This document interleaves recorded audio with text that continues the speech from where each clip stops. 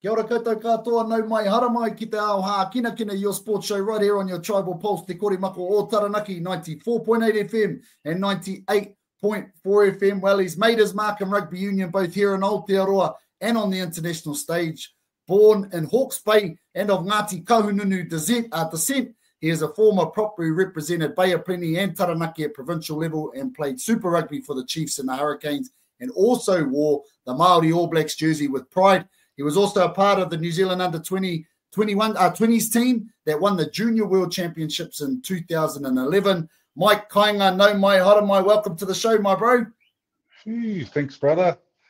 It's a privilege to be here, man. Holy.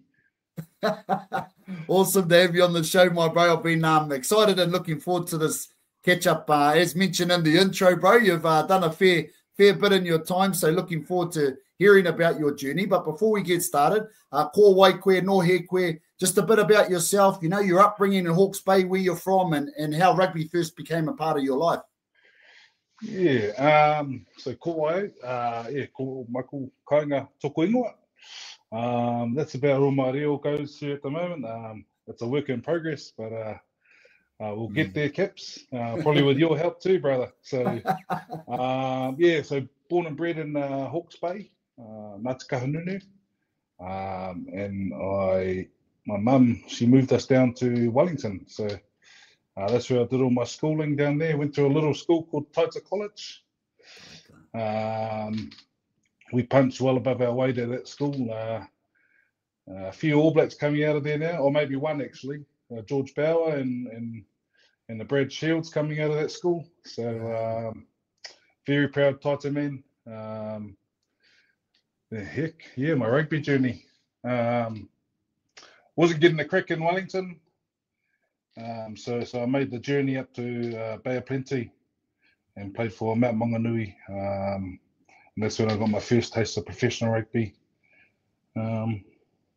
Beautiful. What else do you want to know, Caps? Nah, that's awesome. You spoke of Taita College and punching above their weight. What do you think?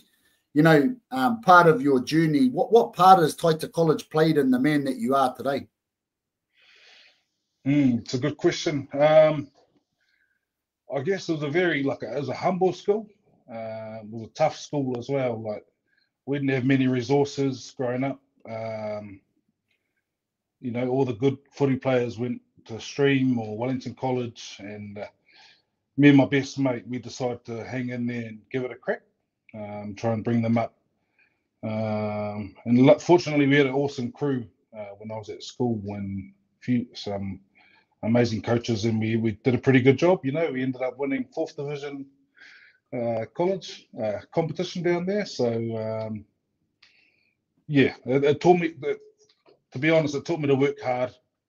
The essence of working hard and having a goal, really, and really going after it. So that's what Taita College taught me, as work ethic. Yeah. Beautiful, beautiful. Well, it must have taught you something, because you kicked on and you ended up playing for Bay of Plenty and Taranaki. What were some of the highlights of those experiences for you?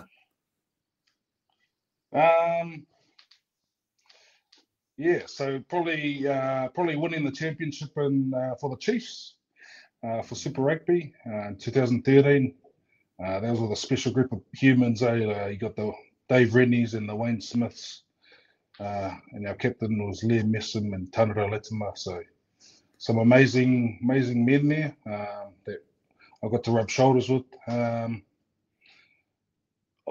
moved to the Hurricanes after Chiefs, and got to play with all my mates again. And you know, we just missed out on a final there, controversial no try against the Highlanders.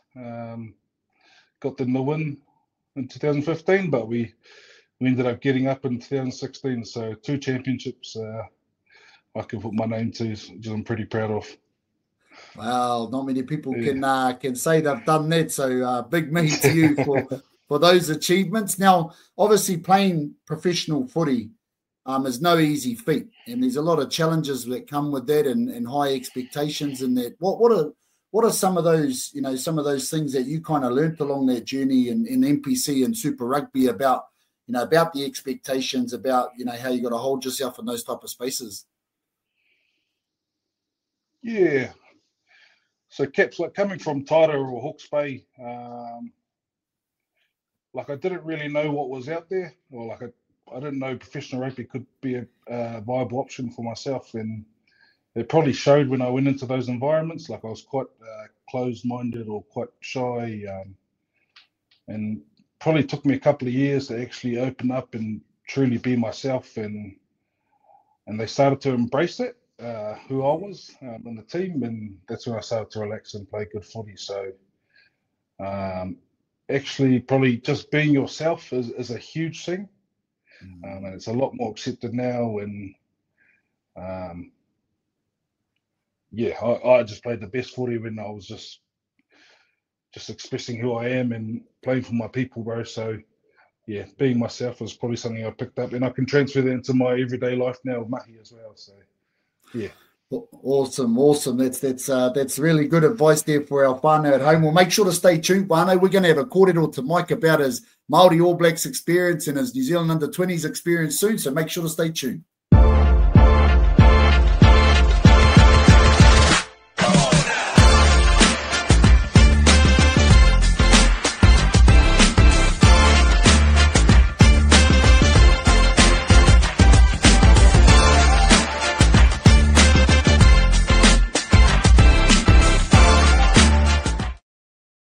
Kia ora koutou, whānau, nau mai hara mai ki te ao Hākinakina. Welcome back to te ao Hākinakina, your sports show, right here on the Tribal Pulse, te korimako o Taranaki. Now, Mike, the Māori All Blacks is, is one of the pinnacles of rugby, especially for young Māori boys and Māori men. Now, you had that opportunity, you played for the Māori All Blacks, and to carry your Ngāti Kahungunu heritage with you when you wore that jersey. What did this mean to you and your family? Yeah, Caps, like, representing your peoples completely, it's an honour, man. Like, honestly, when I was running out there doing the haka, I had my nan and my whānau, they were there with me, and that's something I'll always remember for the rest of my life. Holy, getting goosebumps talking about it. Yeah, but it was probably the most special rugby experience I've ever had. Yeah. Awesome. They say that that's one of the most special things to run out and know that you're there's 15 of you on the field, about 7 on the bench, and you're representing a whole culture, and that's a massive achievement. Also, another achievement was the success that your under-20s, New Zealand under-20s side have. Being a part of that 2011 Junior World Championship winning team must have been really special. What do you remember about that tournament, and what made it so special?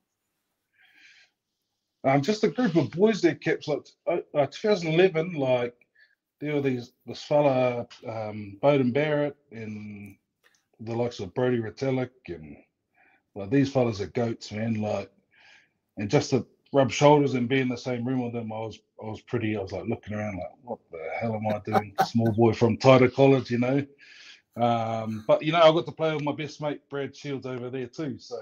Yeah. We sort of cracked it there, no? Well, we thought we did anyway. But yeah, I was pretty fortunate. Like, mum and dad had never travelled overseas before, and they didn't tell me they were coming either. And I remember singing the national anthem and looking up in the crowd, and I could see mum and dad there, and holy heck, I lost it then. So some real special moments over in Italy, and we won it as well. So I've been pretty fortunate along my rugby journey, Caps, to be part of some amazing teams. Well, you sure have. You've got a bit of a resume, that's for sure. How did you how have you handled the transition, kind of like, out of your playing career and into life after footy? Like, I know you had a little boxing fight there. You were bloody sharp in the boxing ring too, but holy moly. Never again, Caps. Holy moly. Yeah, that's a good question about transitioning. Like, I'm still sort of hanging on to the boots, to be honest with you. Still get out there every Saturday just for my own health and fitness, and staying sharp mentally as well, which is important. So transition. So for me, I'm pretty fortunate. I went straight into mahi worked for government organisation, and I learned some real cool skills there. Spent about 8 years out of the game, and this year, probably about 3 weeks ago, I've just landed a gig with Taranaki Rugby. So, and there I'll be, it's called Coach Development Lead, and I'll be helping coaches become better coaches for our tamariki. So stoked I've landed this. Yeah. Wow, that's awesome. That's no one more deserving, and good to see you in that role. I'm sure you're going to help heaps of aspiring coaches on their journey. Now, speaking of about aspiring coaches, and what kind of advice would you give like any aspiring players, like, players out there, that young Māori players that might be from little places, little schools, like what you went through? What's some advice that you'd give them? That's a great question, Caps. I haven't really thought about this one, but like if I look back at my journey, I'm pretty fortunate. I had a like-minded friend, and that was my best mate, and Brad. I want to name drop him. He's got to pay me after this, but having a great group of friends and sticking with them and grinding out together. They keep you accountable, Caps. I'm pretty sure you got those friends, and they pull you up when you're not doing the right thing, or they congratulate you when you crack it as well. So having a great group of friends around you, well, for me, definitely got me to where I ended up. So awesome. I'm grateful for that. Love that advice. Brad Shields, if you're up there, bro, mihi to you, brother. Mihi to you. He'll be your next one on there. He'll be next. Yeah, tell him. No, my hora mai. Nah, awesome advice. Now, just lastly, your personal reflections, and I mean, we've only been speaking 10, 15 minutes, but the amount of things you've achieved in your life thus far, looking back, what are you kind of most proud of, and and not only your rugby career, but in your personal journey? I talked about representing Māori All Blacks and my whānau there, but it just sort of dawned on me when I was applying for this role that I'm in now. Like my most proudest rugby memory or life memory is having my tamariki with my beautiful wife Shana,